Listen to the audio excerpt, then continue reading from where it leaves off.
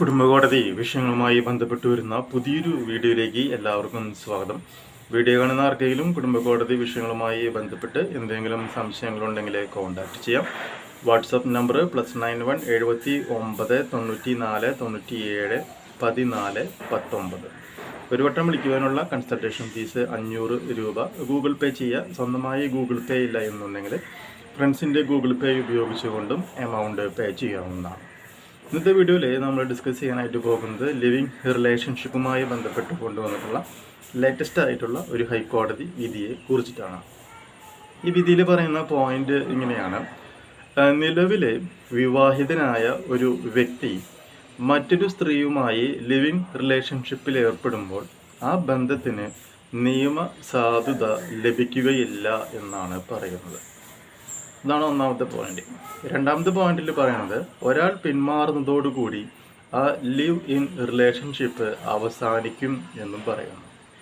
മൂന്നാമത്തെ പോയിന്റ് എന്ന് പറയുന്നത് ലിവിങ് റിലേഷൻഷിപ്പിലുള്ള സ്ത്രീയുടെ സ്വത്തിന്മേൽ പുരുഷന് അവകാശം ഉന്നയിക്കുവാനായിട്ട് സാധിക്കുകയില്ല എന്ന് പറയുന്നു. എന്ന് പറയുകയാണെങ്കിൽ ഈ ലിവിങ് റിലേഷൻഷിപ്പിൽ നിൽക്കുന്ന ഭാര്യ ഒരു ജോലിക്കാരിയാണെന്ന് വിചാരിക്കുക.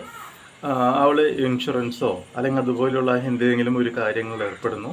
അതിൽ നോമിനിയായിട്ട് ഈ പുരുഷൻ്റെ പേര് വയ്ക്കുന്നു.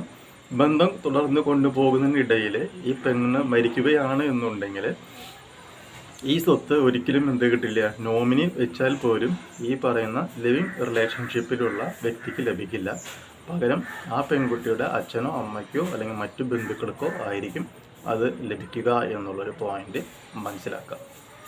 കൂടാതെ ഈ ലിവിങ് റിലേഷൻഷിപ്പിൽ ഏർപ്പെടുന്നവർ ക്രിസ്ത്യാനികളാണ് എന്ന് വിചാരിക്കുക. അങ്ങനെയാണെങ്കിൽ ക്രിസ്ത്യൻ മതത്തിൽപ്പെട്ടവർ ഇന്ത്യൻ വിവാഹ നിയമം അനുസരിച്ചായിരിക്കണം ബന്ധം നിയമപരമായി വേർപ്പെടുത്തേണ്ടത്.